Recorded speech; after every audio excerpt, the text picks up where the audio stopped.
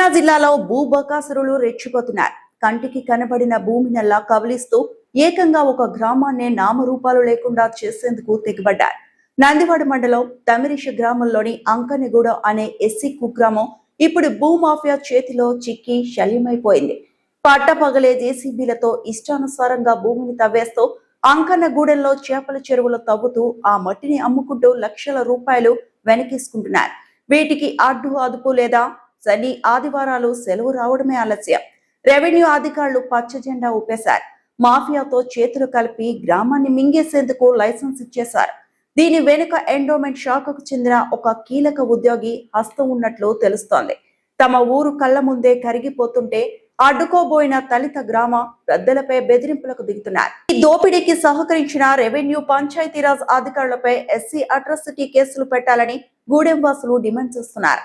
కృష్ణా జిల్లా నందివాడ మండలం తమిరిష పరిధిలోని అంకనగూడెం అనే దళిత కుగ్రామంపై భూబకాసురుల కన్ను పడింది. ఇంకేముంది, పచ్చని గ్రామాన్ని, పేద భూములను నామరూపాలు లేకుండా చేసేందుకు జేసీబీలు దింపేశారు. ఇష్టానుసారంగా మట్టి తవ్వకాలు జరుపుతూ ఊరినే చేపల చెరువులుగా మారుస్తున్నారు. ఇక్కడ తవ్విన మట్టిని ఒక్కో ట్రాక్టర్ 1000 నుండి 1500 రూపాయలకు అమ్ముకుంటూ లక్షల్లో సొమ్ము చేసుకుంటున్నారు. 2 రోజుల ప్రభుత్వ సెలవులు రావడమే ఆలస్యం. స్థానిక రెవెన్యూ పంచాయతీరాజ్ అధికారులు ఆఫీసులకు తాళాలు వేసి ఇటువైపు అక్రమార్కులకు పచ్చ జెండా ఊపేశారు.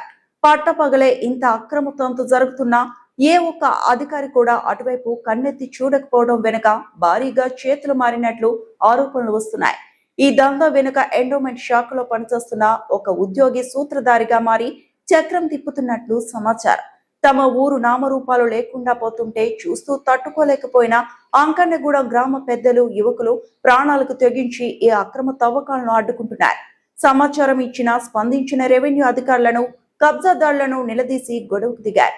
బాధితుల పక్షాన నిలవాల్సిన అధికారులే కబ్జాదారుల వైపు నిలబడ్డంపై గూడెం వాసులు తీవ్ర ఆగ్రహం వ్యక్తం చేస్తున్నారు.